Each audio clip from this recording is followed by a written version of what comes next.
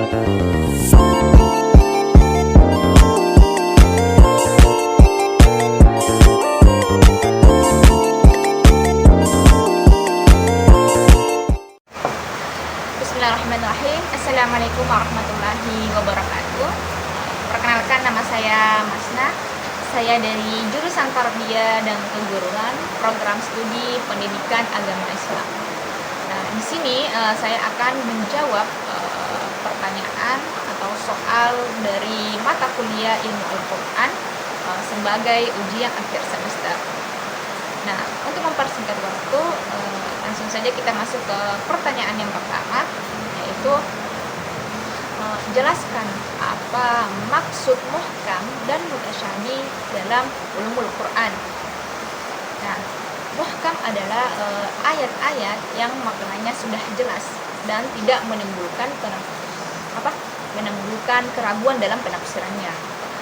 Contohnya yaitu pada surah Al-Ikhlas ayat pertama yang berbunyi A'udzubillahi minasyaitonirrajim, Qul huwallahu ahad. Artinya, katakanlah dialah Allah yang Maha Esa.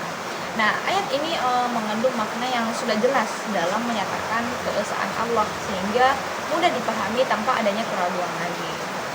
Nah, kemudian mutasyabih. Mutasyabih adalah ayat yang maknanya samar atau memiliki penafsiran yang beragam dan memerlukan penafsiran yang lebih mendalam.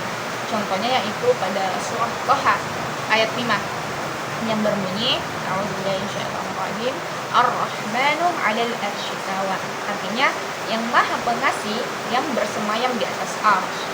Nah, ayat ini mengandung makna yang sepenuhnya tidak jelas sehingga memerlukan penafsiran yang lebih lanjut atau penafsiran yang lebih mendalam. Nah, itulah tadi definisi dari muhkam dan mutasyabih. Nah, selanjutnya kita masuk ke pertanyaan kedua. Jelaskan hikmah adanya nasikh dan mansukh dalam ulumul Quran. Nah, sebelum saya menjelaskan hikmah adanya nasikh dan mansukh, terlebih dahulu kita harus tahu apa itu nasikh dan mansukh. Nah, nasikh itu adalah ayat atau hukum yang menghapus atau menggantikan ayat atau hukum yang sebelumnya. Sedangkan mansukh adalah ayat atau hukum yang dihapus dan digantikan dengan ayat atau hukum yang baru. Contohnya itu pada surah Al-Baqarah tentang hukum puasa, yang dimana ayat sebelumnya itu tentang orang yang berat dalam menjalankan puasa itu diberikan kelonggaran dalam membayar fidyah. Kemudian diganti dengan ayat yang baru atau hukum yang baru, itu kewajiban bagi orang yang kewajiban berpuasa bagi orang yang mampu. Nah, itulah tadi definisi singkat dari nasikh dan mansukh beserta contohnya. Kemudian itu hikmahnya. Hikmah adanya nasikh dan mansukh. Dengan kehadiran nasikh dan mansukh menunjukkan bahwa syariat Islam itu bersifat dinamis dan mampu beradaptasi dengan perkembangan zaman dan kondisi amal. Nah, hal ini memberikan kemudahan bagi umat dalam mengikuti aturan yang lebih sesuai dengan kondisi mereka. Nah, kemudian kita masuk ke pertanyaan ketiga, yaitu jelaskan satu alasan mengapa Allah Subhanahu wa Ta'ala bersumpah dalam Al-Quran.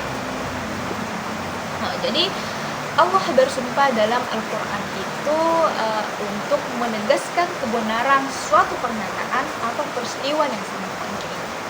Nah, sumpah ini bertujuan untuk menarik perhatian manusia, memperkuat pesan dan menunjukkan bahwa apa yang disampaikan itu benar-benar sesuai, benar-benar serius dan harus diperhatikan.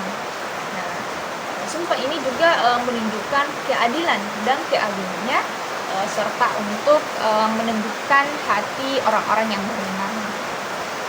Nah, kemudian kita masuk ke pertanyaan keempat. Jelaskan apa yang dimaksud amsal dalam Al-Quran. Nah, amsal dalam Al-Quran itu adalah digunakan untuk menjelaskan ajaran-ajaran agama atau konsep-konsep yang rumit dengan cara yang lebih mudah dipahami.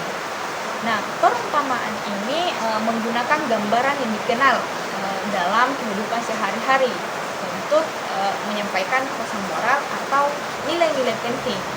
Nah, amsal ini juga membantu pembaca untuk merenungkan dan memahami makna yang lebih dalam dari ajaran-ajaran Al-Quran. Selanjutnya kita masuk ke pertanyaan terakhir atau pertanyaan kelima, yaitu jelaskan tujuan dan maksud Allah memberitakan kisah-kisah umat terdahulu dalam Al-Quran. Nah, kisah-kisah umat terdahulu dalam Al-Quran itu memiliki tujuan untuk menjadi pelajaran dan peringatan bagi generasi berikutnya. Kisah-kisah ini menunjukkan bagaimana Allah memberikan balasan kepada orang-orang yang taat dan menghukumi orang-orang yang mengingkari.